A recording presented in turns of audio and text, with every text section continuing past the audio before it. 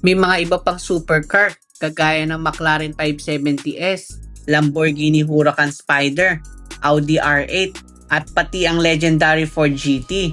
At kung fan ka ng performance SUV, nakadisplay rin ang Bentley Bentayga. Kung crossover SUV naman ang hanap mo, meron din silang Volvo EX30 at marami pang iba.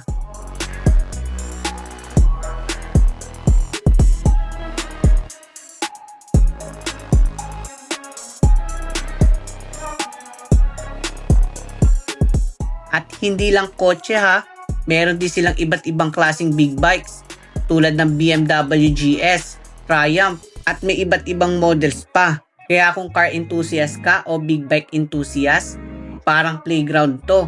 At kung hindi ka naman into cars or bikes, may enjoy mo pa rin ang magagandang view at may iilang sasakyan na pwede mong makita ang loob. O paano, kita-kits na lang sa susunod na episode.